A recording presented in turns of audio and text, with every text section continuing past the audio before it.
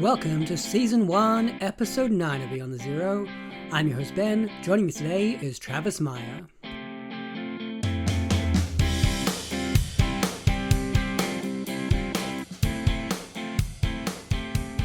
Travis is the man behind my favourite YouTube channel, Meyer's Megafictional Musings. He joins us today from his home in Alberta, Canada. Welcome to the show, Travis. Thank you very much, Ben. I'm really happy to be here. And boy, that's a bold statement. The favorite YouTube channel. It's very humbling. Thank you so much, man. I'm happy to be here. Yeah, I've been looking forward to speaking to you because I think we both do the same thing for work. We've got kids around the same age. We've got really disturbingly similar taste in books, I think.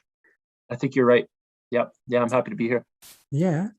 Well, let's start with, how'd you get into this world of booktubing? Well, first of all, I mean, especially since COVID hit, I found myself really engaging with Bookstagram and Book Twitter. And I was online more and more. When I wasn't like reading, I was just watching video reviews or, reading written reviews of the books that I was reading. So once I did that more and more, I just feel like I almost had this deep desire actually, or just felt this need to put my stuff out there. And whether that was, I saw all these video reviews, and after I'd read a book, I would search for any reviews on YouTube, and I came across some channels that I really liked. So I'm like, hey, I'll give it a try. And, in my mind, I'm just like, even if one person watches one of my videos when I started and wants to read the book I'm suggesting, then I'm a happy camper. So I didn't know much about it. I recorded my first video there, and Noah Clemens from a channel called Everyone Who Reads It Must Converse. I'm not sure if you heard of that, Ben. Mm-hmm. Yeah. Yeah. So he commented. He just dropped me a line on Instagram, and he said, "Yo, I just think you welcome to Bookstagram, but you might want to think about changing your settings to not for kids, because you have it for kids on there." So I was like, connected with Noah that way, and he's a great guy. So just kind of fell into it that way, and I just kind of get to it when I can, when I'm not busy with work or whatever. So it's definitely something I'm really enjoying. It was fun watching some of your videos, especially the ones where your kids get involved. Yeah, thanks. I mean, I've turned my son into a bit of a reader as well. So he's always wondering what dad's doing with his books, and he's asking what I'm reading, and that just brings so much joy for me. So I decided to put him into the one video there, and as you know, I love music as well, so thought I'd do a little soundtrack to highlight some bands I like and some songs I like while I did my video review there. So yeah, I mean, and it gets the camera off of me a little bit, and they're cute. So thought I'd try. No, they're cute. I think I saw one video of you on Twitter with your kids opening a book with some extreme excitement, which I just loved. Yep, pure dopamine, Ben. I got, you must be talking about Cult of the Cactus Boots, which is my current read. I ordered some books from Slovenia from have you heard about the press? Yeah, Rick Harsh. Yeah, it was great, man. We met. I messaged Rick and asked if he would want to do a Zoom meeting with me, and we could chat and talk about some of the books, and he and I could decide on what I would order. So it was him and I and Noah, and the three of us met and had an absolute blast talking about books and deciding which ones I would get. I had my budget or whatever, so I knew I wanted Rick Harsh's book, Manifold Destiny of Eddie Vegas. So I knew I wanted to get that one, and then I knew I also wanted to get this. Everyone was talking about this Cult of the Cactus Boots, so I ordered that one as well, and then I got a few more, including some pocketbooks. So yeah, I that mail came in, and I got Jace, my son, and Ruby involved, and we had a good time. We'll have to talk a bit more about Rick Harsh, because I would love to see that conversation. I've been tempted to ask him to get on this show as well. Yeah, but I got my package from Slovenia as well with Manifold Destiny and Curse of the Cactus Boots. And you did excellent. Yeah, so I'm almost finished Curse of the Cactus Boots now, and I love Manifold Destiny. So wicked. Yeah. So you're into the Cactus Boots, eh? Yeah, halfway through, and it's funny. It's a really funny book. I love all the illustrations, and it's haven't quite worked it out yet, but Yeah, see how we I'm go. kind of the same way. I'm on page 100, and it's like unlike anything I've ever read, that's for sure. But Hmm. it's pretty unique. Yeah, No, it's fun. It's a good read, so I'm yeah, enjoying it. nice, Hopefully we'll finish it in the next few weeks. wicked. Yeah, me too. We should try and arrange a time to talk about that one. Definitely. Let's move on to a gateway book for you. So what was a word, what was a book for you that really opened that world of literature? Sure. Well, again, before I start this, I gotta say you had such amazing previous guests too, Ben. Like as I said, I'm pretty humbled being on here. I loved listening to all the previous episodes, like with Matt Booker. The last one was great. I was up late listening to you guys chat, and I wrote down some of his gateway books. But and thinking about some of mine, I don't know. I feel like I'm a less seasoned reader than, especially than the guests you've had on it, and just people in the community. But some of my gateway books would be like when I first started reading, I would have been in like high school, I guess. So I don't know if you've heard of, well, obviously Dean Koontz, but a book called Odd Thomas. I read. I think that was the first book I ever read twice. So Odd Thomas was a Dean Koontz book that I first read in high school. Really got me into reading. I love that story of Dean Koontz. He sees dead people in Odd Thomas. So that would be one. And then another one is called The Five People You Meet in Heaven by Mitch Albom.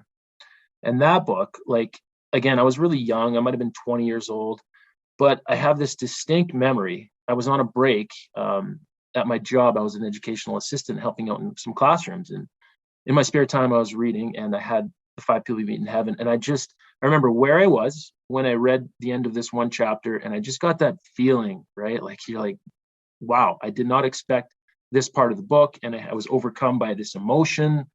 And I'll just never forget that feeling I had when I read that book. I think whether I realized it at the time or not, but I think that was when I was like, officially a nerdy reader. So yeah.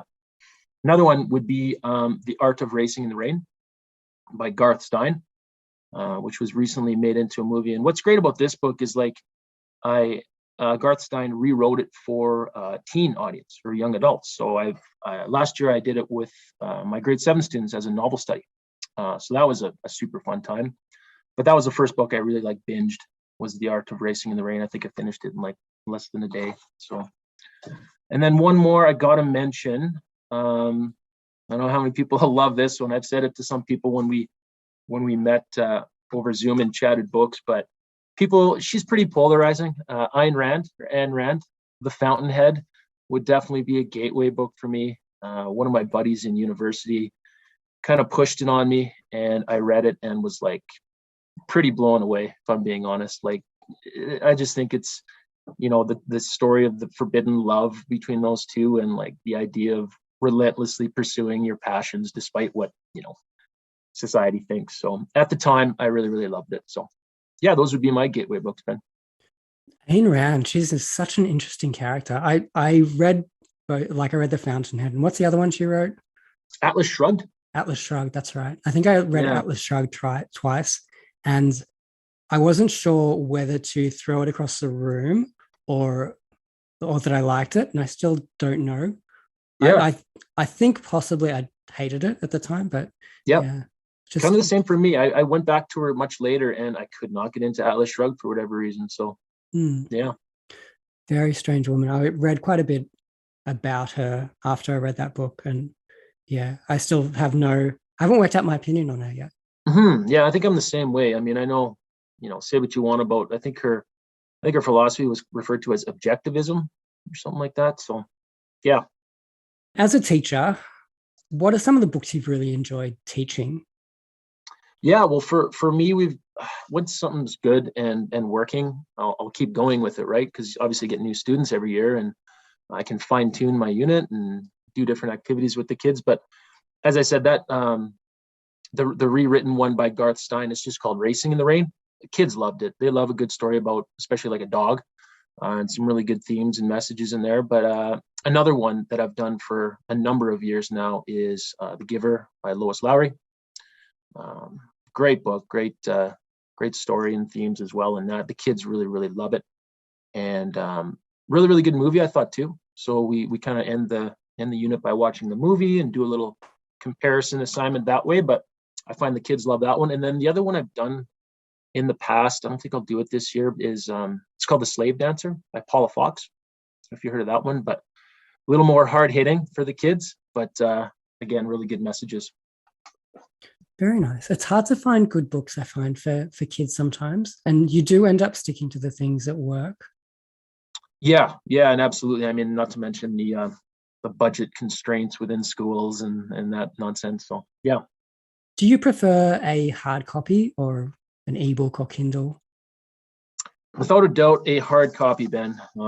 Just moved into our new house here, and I spent some time setting up my shelves with the decorations that the wife wanted to include and whatnot. So yeah, I just, the feeling of holding a book is rewarding for me. I've read stuff on Kindles and on my phone in the past, but by far and away, I would prefer a physical book copy. I go to bookstores probably at least once or twice a week here as well and browse. So yeah, easy answer there. It's one of the things that we're missing in Australia at the moment because everything is closed here, and you can't really? you can't go anywhere. Can't go to a bookshop. Oh man, yeah. I think we'll be there pretty soon. Really? Yeah. Things closing up in Canada? Yeah, I mean, school's open, and right now with our schools, we're all in the clear, but our case numbers are rising again. So yeah, who knows what's going to happen? But I'll be super sad if I can't go to a bookstore, for sure. Yeah, I lived in Melbourne last year, and we had probably a good 8 months of the year where you couldn't go to a bookshop. So It was very tricky. And a lot of the people I was friendly with owned bookshops at the time. And yeah, they had a really hard time. What about libraries, Ben? Closed. Oh gosh. Because we had it's just curbside pickup sort of thing. So you could check out your books online and they would set them aside for you. So that was nice. I could imagine in that case, I guess a person has to read on their phone, eh? Yeah, well, there was a lot of click and collect from bookshops. I did that quite a bit. And then also, obviously, buying books online was really important. And yeah, it makes it tricky, though. Like, I'd love a good browse in a bookshop. Yeah, oh, totally. Yeah. What draws you into a book? What would make you go to a bookshop and pick something up? Oh, gosh. I mean, I guess first and foremost, I've always got like my list of authors in the back of my head that I hope I will see. And that might include some of my TBR pile. Like, I'm never going to find it here in Lethbridge, but say a William Vollmann book or a Joseph McElroy book.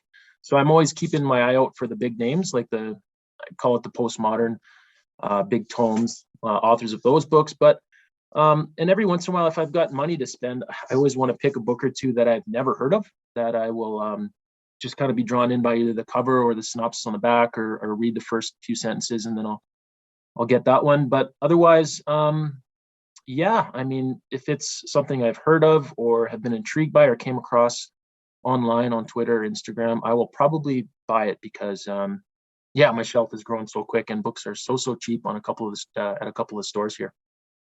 Where do you buy your books in Alberta?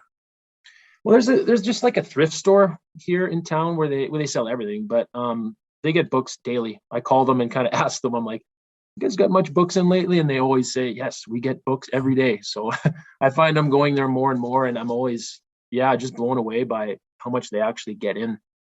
So it's pretty cool. And then there's another one, it's like $1 for a book, and they have just a wonderful selection of, hardcover and different stuff. So, I mean, it's pretty hard to pass up when books are $1. Yeah, that makes me feel a bit jealous at the moment. Let's take a quick break here on Beyond the Zero. We're talking with Travis Meyer.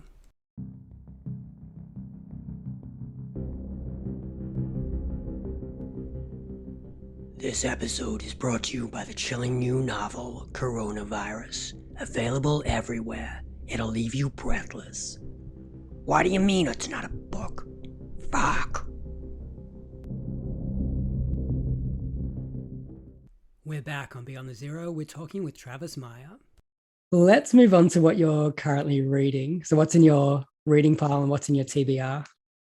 Yeah, sure. So as I said, I am into American: The Cult of the Cactus Boots. And I was able to connect with Phillip Freedenberg on Instagram. He's just a wonderful dude. So we had a bit of a back and forth. So Again, just so much allure about this book, and it's just like such a cool cover. So I decided to jump in. I was going to wait, but I jumped into that. So I'm on page 100, and yeah, I'm kind of like you, I guess, Ben. I mean, it's just so interesting so far, but yeah, I'm not too sure what to make of it. I mean, in the back of my mind, part of me knows it'll all kind of come together, and it's so highly regarded.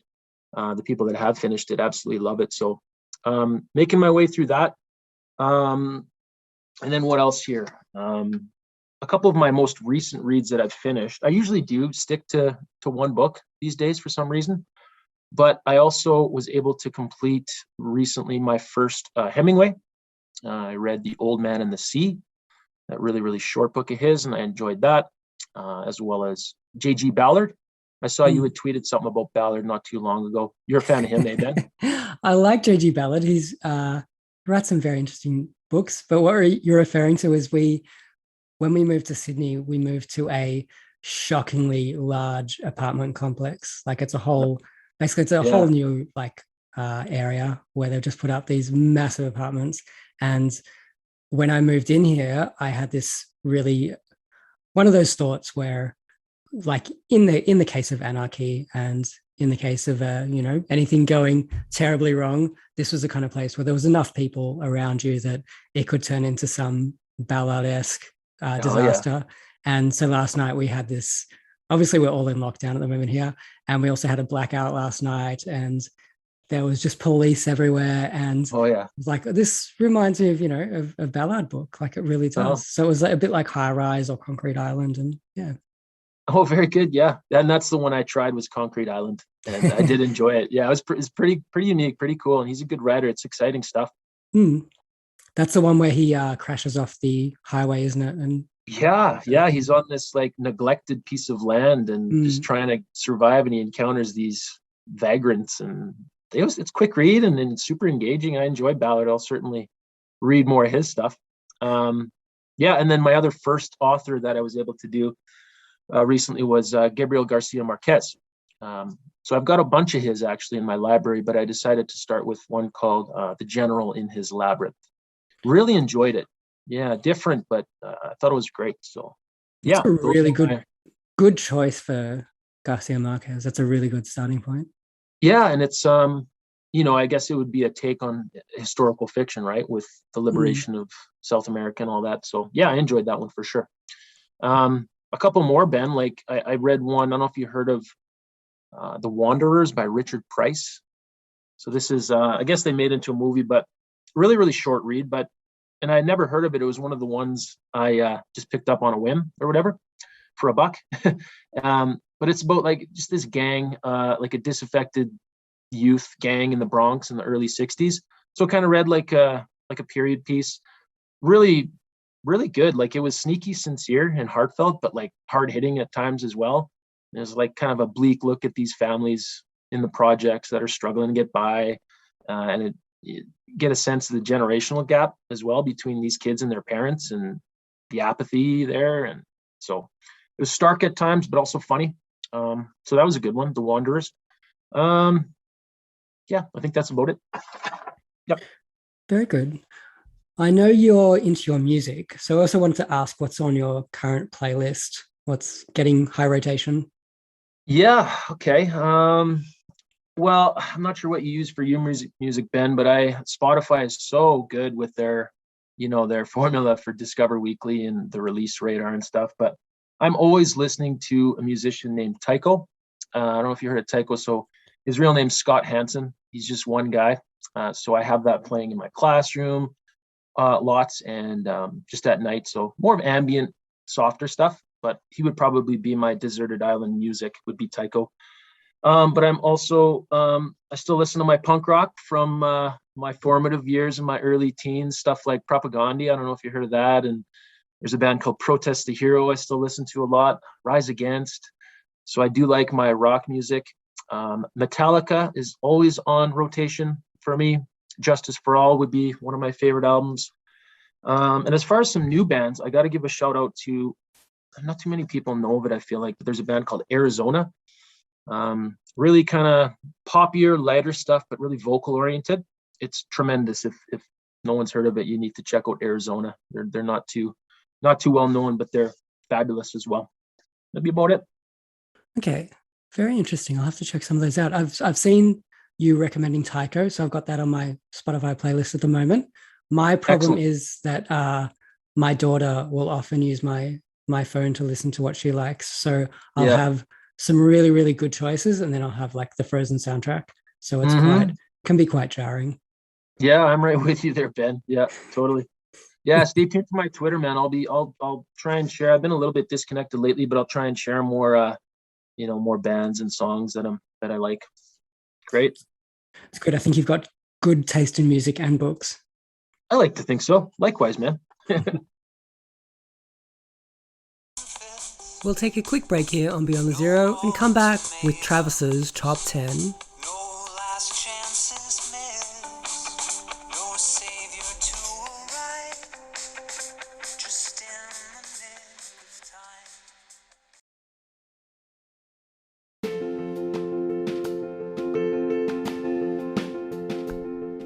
Applications are now open for the Curtin University Northern Territory Advanced Acronym course for 2022. Enroll today.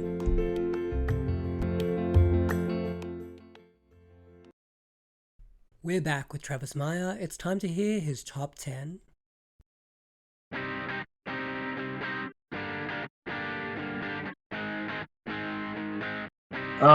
Yeah, again, I just such a great experience listening to your other guests, Ben, and I was kept tinkering with this list, and it's, first of all, it's like an ever-changing sort of list, and there's so many titles a person can include, but these ones are mostly from, I guess it would be around the COVID time when I really accelerated my reading and just the engagement with the community and stuff. So so I've also included a couple that might be considered like a gateway book as well that we talked about. But number 10 for me is going to be Fifth Business by Robertson Davies. I don't know if you heard of that, Ben. He's Canadian. Robertson Davies, he's the man of letters, the Canadian man of letters. So Fifth Business is the first in the trilogy. Just like masterful, like super underrated, I think. Just a great overall story and characters. But one of the biggest, I haven't read in a long time, but one of the biggest things I remember is the protagonist has like this fascination with hagiology. So hagiology is like the study of saints. And I remember some of the characters, like, it has some religious themes, and these people that are involved in the church, Robertson Davies argues that, they're not these noble people that everyone thinks they are. Often just these everyday citizens are the true saints and heroes that we need to, worship, I guess, in a way. Anyway, Fifth Business is fantastic for a recommendation. So number 9 is The Magus by John Fowles. So this would be, a gateway book as well for me. I read it quite a long time ago. I've reread it a couple of times, but the magical realism in it just had me captivated with that, like, mysterious erotic games that the main character, I think Nicholas Erf, which he may or may not have been participating in. So that blending of fantasy and reality, that was my first kind of foray into magical realism. So I'll never forget The Magus by John Fowles. I've since read a lot of his other stuff too. It's great. That Magus, oh my goodness, that was the trippiest book, wasn't it? Totally. Yeah. I mean, I couldn't stop reading it that first time. I just had to know what was going to happen. I found a really sweet copy too, like this purple hardcover edition as well. So yeah, I'll read that again someday for sure. It drags you into that story, and you just never know what's happening. You don't know who's tricking who or what's going on. I agree. Have you read any of his other stuff, Ben, like The Collector? Yeah, I've read The Collector. I've read probably quite a bit of his stuff. For some reason, I struggled with the what is it? The Lieutenants? I did too. I recently tried Daniel Martin. Yeah, I've got that behind me somewhere. Okay. Yeah, I couldn't get into Daniel Martin, but yeah. Anyway, and then it's funny. The Collector, a friend of mine online, Ryan over at Republic of Bad Taste. I think you follow him too, eh? Yeah. We're talking about The Collector, and he's like, "Man, I didn't finish that book." He's like, "It kept me up at night." He's like, "It's like the most scariest book he's ever read." So I thought that was funny. Yeah. I like. All right, The moving Collector. on. So yeah, it's great. Number 8, I have Middle Sea by William Gass. Just an amazing novel, and I think it's important to illustrate that he wrote this when he was in his 80s. He talked about this. That's just remarkable. Like, the Tunnel is his magnum opus, but this one is considerably more, I think, accessible and like redemptive and positive and less dark than the Tunnel, but equally masterful, I would say. So middle C is number 8. Number 7, I have Naked Singularity by Sergio de la Pava. Just incredibly engaging, self-published masterpiece. Got to be one of the more underrated books around. I quickly ordered his other one, Lost Empress, after I read that. So I got a brand new copy of that waiting for me. Have you read that yet? I forget. Yeah. I've loved that book. I loved Naked Singularity. The dialogue is just so good. I'm worried about the movie. I don't know if I'll see it or not. Yeah, I agree, man. Sometimes it ruins it, eh? I think that's the kind of thing where if you're going to turn a book of that length and of so much dense dialogue and plotting into a movie of 90 minutes, I think you're either going to be an amazing filmmaker if you pull it off, or you're going to be wishing that you had made it into like a 10-episode Netflix series. Oh, yeah. Yeah, it's either going to be quite good or quite bad, right? There's no in between. Hard to do. Yeah, number 6, I have posted a lot about this author, Unbearable Lightness of Being by Milan Kundera. The ideas and philosophies presented in that book really struck a chord with me. In my opinion, it kind of relates to David Foster Wallace and the This Is Water speech that I'm always so aware of. And I made a video on it as well. The Unbearable Lightness of Being, I call it the agonizing fragility of existence in my video. But like just this idea that moments in life are fleeting and, situations are here and then gone forever, right? So I really think about that a lot, actually. So I really connected with that. And I've actually since read just a few weeks ago, quickly, another one of his called Identity, and also very, very good. Like I'm a happily married man, but the way he writes about like human relationships and like lust and longing and the way people deal with each other is pretty amazing, I think. So, yeah. Number 5, I have The Recognitions by William Gaddis. I got this as a gift from my brother about 6 or 7 years ago, and I tried to read it right away, but failed for whatever reason. But again, this just makes me, again, realize what a different reader I am, because I read it with a wonderful group online. And in my opinion, the greatest debut novel, bar none, ever written. I loved it. Just so good. Absolutely will reread it another day. What are your thoughts on The Recognitions, Ben? It is definitely within my top 3 of all time. I think it's just incomparable to so many other things. Mm-hmm. It really, I think it pushes the reader, and in a way it's quite challenging, especially, when characters don't seem to have names and when there's so much conversation and these long scenes, at parties and things like that. But it, for something written in 1955 for a debut writer, I don't know. There's not enough words. Yeah, I agree, man. Like, you're right. It's not for everyone, and I did have to slog a few times, but more than rewarding. Yeah, without a doubt. Number 4, I have Against the Day by Thomas Pynchon, and I finished that. I got it from the library, and the hardcover, just massive, obviously, right? Carrying that thing around couldn't even barely fit into my backpack. So, but like just the most sprawling of epics. Hey, I mean, I got lost inside that world pretty quickly, like all these, quirky characters that he does, the science and the history. So I fell in love with Against the Day, and like I think I went out right away after I finished it and bought my own that massive paperback copy. So I know I'll be revisiting that again. I just finished Mason and Dixon not too long ago as well, and it was great too. But I don't think it's as good as Against the Day personally. So, anywho, number 3, I've got The Tunnel by William Gass. I think a lot of the reason too is because this coincided with my my channel launch or whatever back in December there. So I knew I was going to do a video review, my first one, and I took a whole bunch of notes and immersed myself in his world and his prose, and completely fell in love with William Gass's writing. So yeah, he's a favorite for sure. And then number 2, I don't know if this will be a little anticlimactic for people, but I have Pale King by David Foster Wallace. And sometimes I get sad thinking about him because, I really feel like he was finding his voice when he wrote this unfinished book. And I for one, I know a lot of people, have feelings about how it was put together, but I think it reads great. Like, it's those short little kind of standalone pieces almost.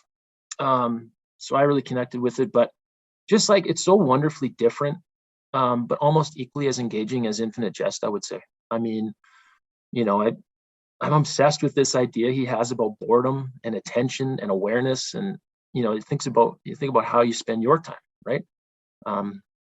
Yeah. And then number 1, Infinite Jest, have to pick it.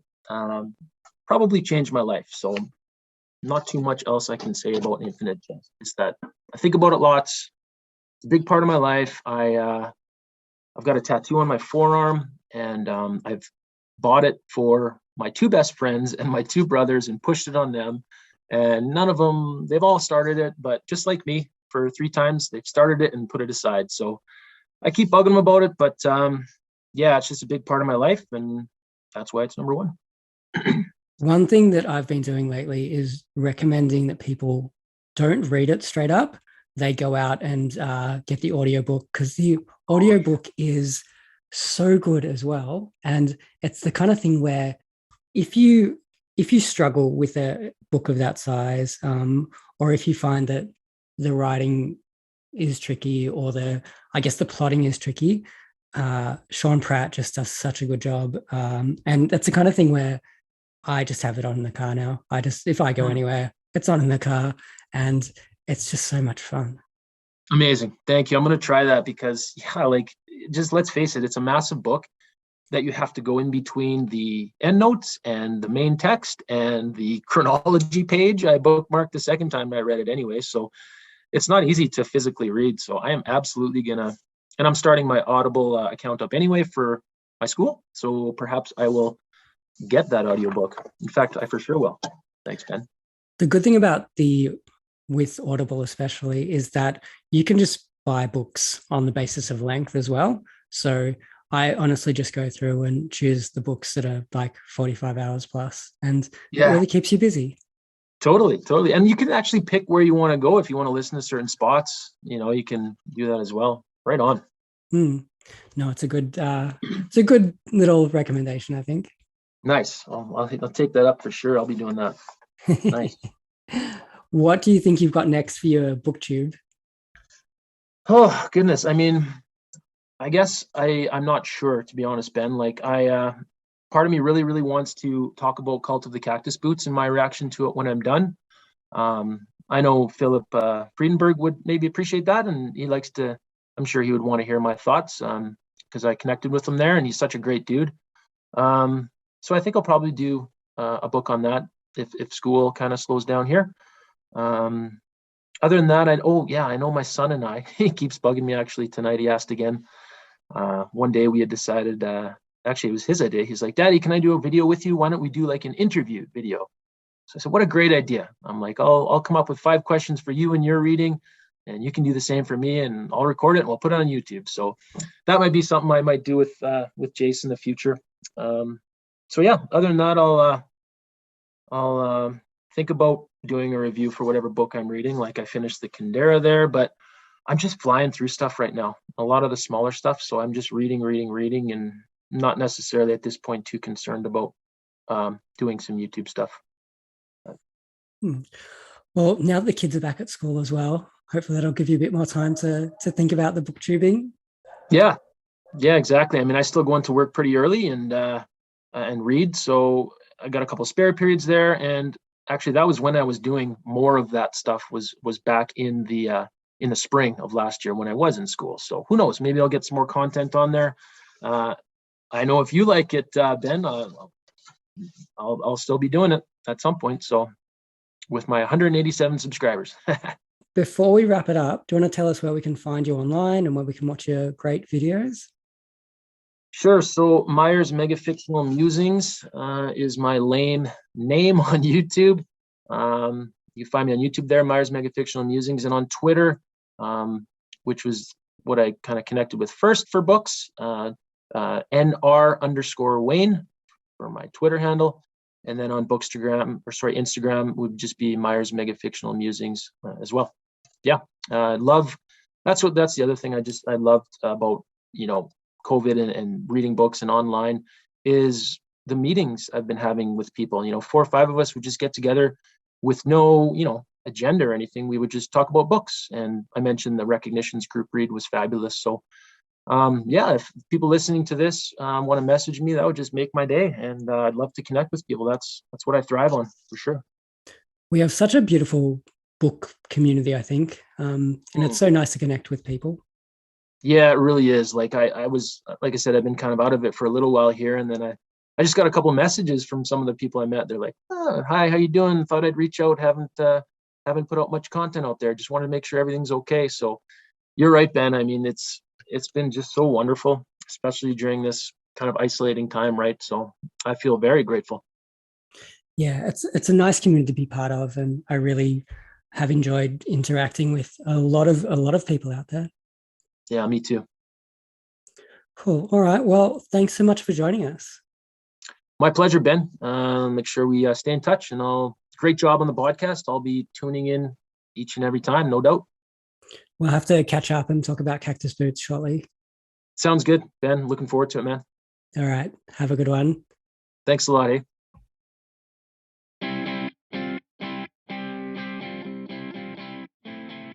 Thanks once again to Travis Meyer for joining us. His YouTube channel is Meyer's Megafictional Musings, and he's also on Instagram and Twitter. You can find us on Twitter at BeyondZeroPod, and you can email us at beyondzeropod@gmail.com. We'll be back for your next episode next week.